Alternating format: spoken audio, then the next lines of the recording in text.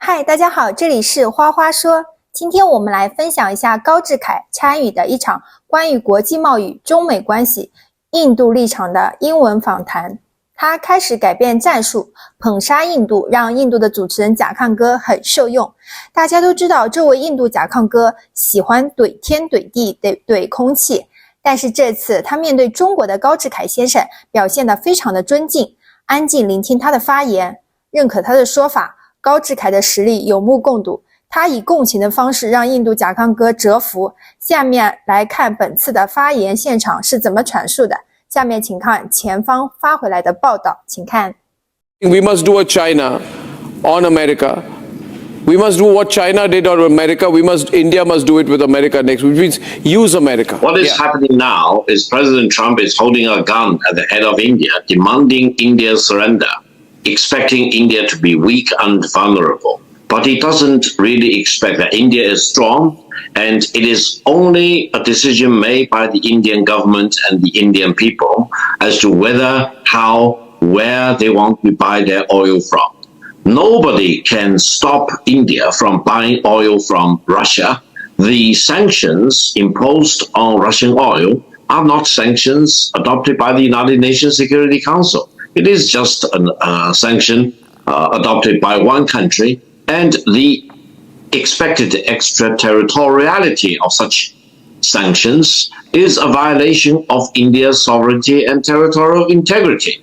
So I think Trump expects that India will chicken out, but India is strong, and I have full sympathy for India's position, and no one should expect that India should be weakened or collapsing, for example, in front of such maximum pressure from Washington. And by issuing ultimatum to proud countries like India, it is a calculation on Trump's side. Now, I think what Trump is doing is launching this anti-the-world tariff war against almost all the countries in the world, and he expects most of the countries to succumb to the maximum pressure from the United States. China will not succumb to such pressure, and I believe India will not, and we will figure out our own way as to how to deal with the maximum pressure from India from the Chinese perspective. We want to talk with the United States to calm down the situation, but if the United States continues to pick a fight with China, China is fully prepared to see complete winding down to zero of the two-way trade between China and the United States. Meaning, if the United States does not want China to export goods to the United States, then there will be no more goods to be exported by the United States to China. This is how China is dealing with the maximum pressure from the United States. China defends free trade, and I hope India will do the same thing. Defending free trade is the right thing for most of the countries in the world today to do, and it is only a decision up to be decided by the Indian people themselves as to whether, how much they want to buy oil from Russia. No other country has a legitimate say in stopping India's decision in this regard.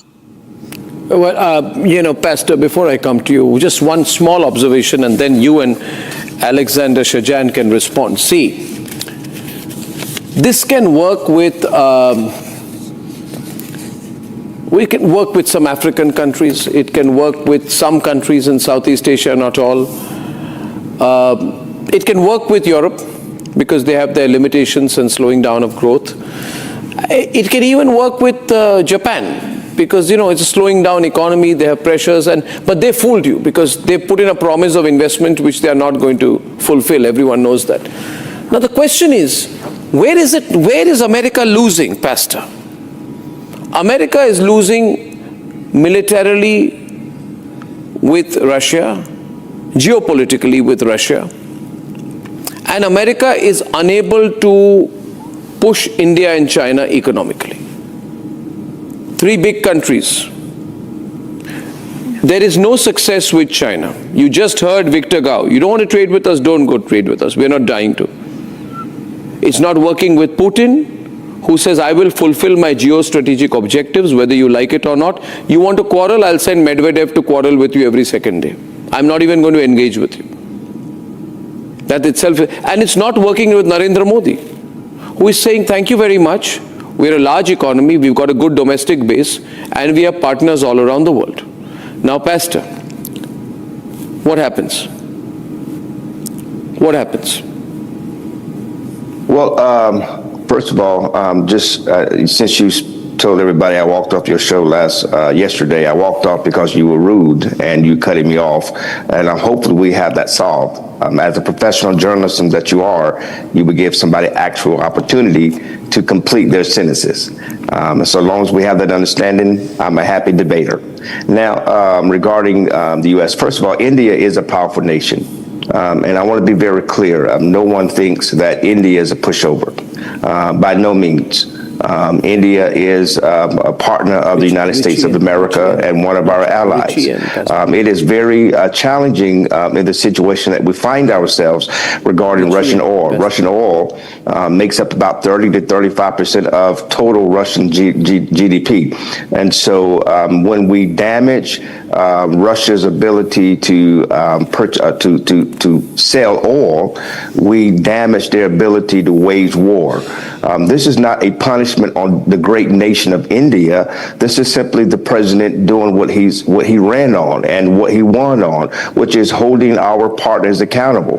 One of the gentlemen mentioned about free trade, and that is great to have free trade, but also we have to have fair trade. The reality is this: there's a big talk game that happens, and yes, India is a powerful nation. Yes, India can decide what they want to do. Nobody can make them do whatever they want to do. But the reality is, India depends heavily on the massive U.S. economy market that you have access to.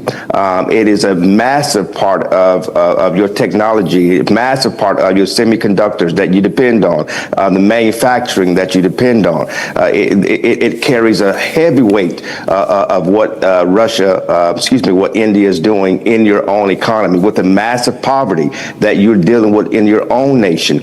If America wants to take on India, let them start by including the pharma sector on tariffs.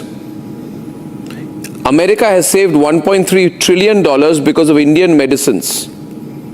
Let him put a ban on that.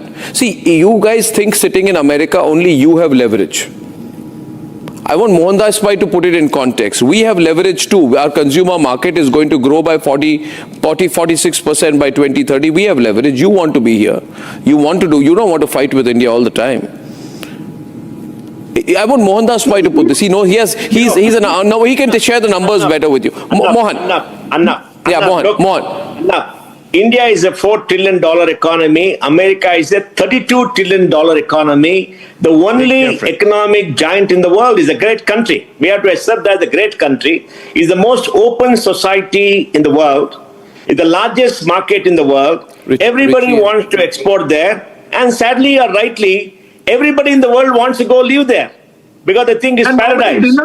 Greatest opportunity for the is in America. We must keep it in mind. Now let's also understand one important thing. America has an economic problem. It has $1.3 trillion of deficit in goods, $2 trillion of budget deficit. All right. Everybody is pushing goods into America, and much of the world is putting up tariffs against America. So President Trump is right in saying that you must open up your market if you want to come to our market. I agree with him. From the America First point, what he's doing is right. The only dispute you could have is how is he doing it? He's doing it, like people said, in the business way, by threatening, cajoling, pushing, bullying, everything he can do to get a deal. Victor? No, let me try this. First of all, I think you are raising an important question. I think we all need to ask President Trump, please tell the American people who will pay the tariffs that he is so eager to charge against all these countries which export to the United States. Fundamentally, the tariffs President Trump is charging will be paid by the American people. It's a kind of a tax against the American people. Now, Trump 1.0 didn't tell the American people the truth. Biden didn't tell the American people the truth. Trump now, 2.0, refuses to have the decency and the dignity to tell the American people who will pay the tariffs. Let me tell you the truth. The American people will pay the tariffs. It's a rip-off of the American people. Just now, one of the panelists talked about billions of dollars in tariffs. It is paid by the American people. So we should tell the American people, and President Trump should have the decency and the dignity to tell the American people that the American people are paying all these tariffs. It's a complete disruption of international trade. It will not make America great. For example, it will make America belittled because of its danger and undermining of international free trade. So, unless President Trump will stand on firm ground that the tariffs he will charge will be paid by countries like China or India or EU as a whole, otherwise he's telling lies to the American people. I think we can expose this lie for the benefit of the American people, so they will know for sure that they are being ripped off by these tariffs. So let me just respond to him. They are paying not only higher prices, but they are paying the tariffs. So what's not a lie is this. India, again, is one of my favorite countries to visit. I have a lot of friends there. Those are in politics, those that are Hindus or Muslims or Christians. I absolutely love India. As President Trump said, Prime Minister Modi is a friend. Let me just say this, but what is the truth? The truth is this: nobody can force India to do anything, and I've already stated that in my early comment. And India economy is absolutely rising, and that is good for the impoverished people that are in India. And there's millions of them, and so this is good news for those people on a humanitarian basis. But the reality is this: the United States economy is 7 times larger than India. India is not at a direct competition, and I know that those that may not like that truth, but this is the reality. 28.7 but the reality billion, also is, I'll just caution you there. One minute, just one minute. Pastor, I'll take 10 seconds. I'll take 10 seconds, sir. I'll take 10 seconds, sir. I'll take only 10 seconds, Pastor. I'm done. Let me finish. 10 seconds, Pastor. Give it 20 years. Give it 25 years. We'll be a bigger economy than the Americas. Your economy you know that. is not in competition. We must do a China on America. We must do what China did on America. India must do it with America next, which means use America. Yeah.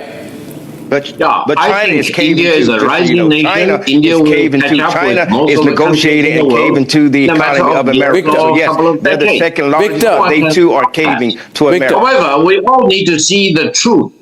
The truth is the United States is in a dilemma, because on the one hand, the US dollar is still the dominant currency.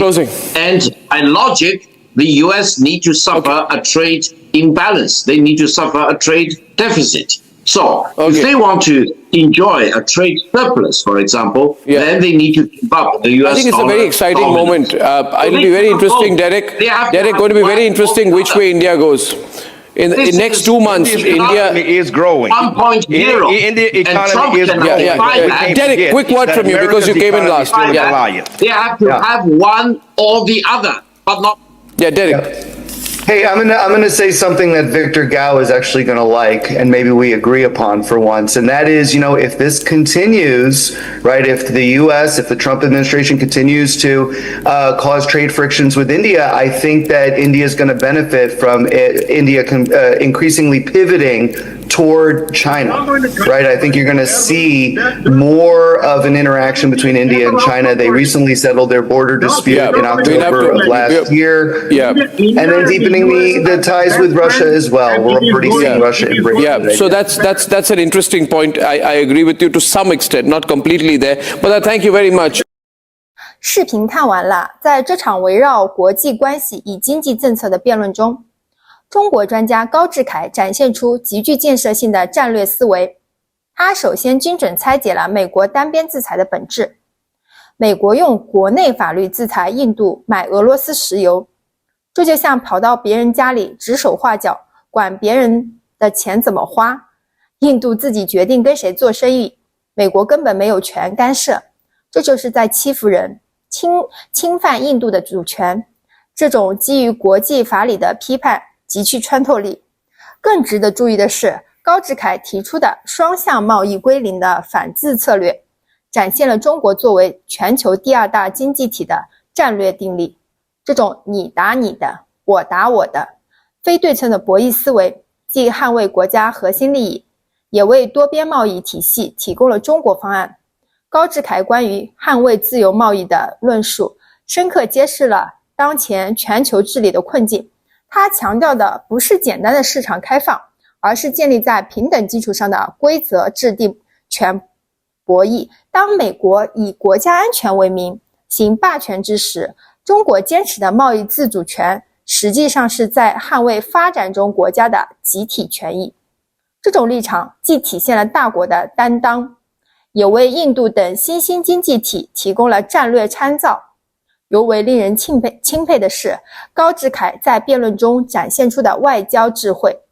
他既没有陷入意识形态的对抗的陷阱，也没有采取零和博弈的对抗姿态，而是始终立足于国家利益最大化，倡导通过对话解决争端。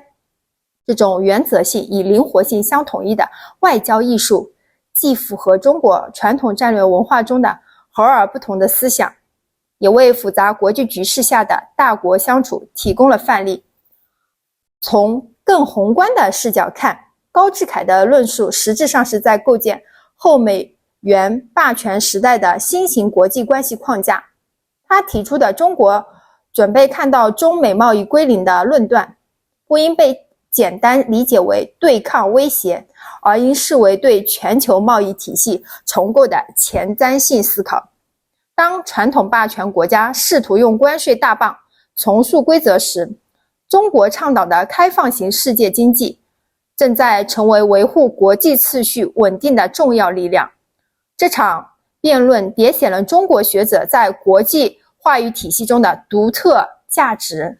高志凯以扎实的法理依据、清晰的战略逻辑和包容的合作姿态，成为全球治理提供了中国智慧。这种既坚持原则又注重实效的外交理念，不仅增强了中国的国际话语权，也为多极化世界的和平发展注入了正能量。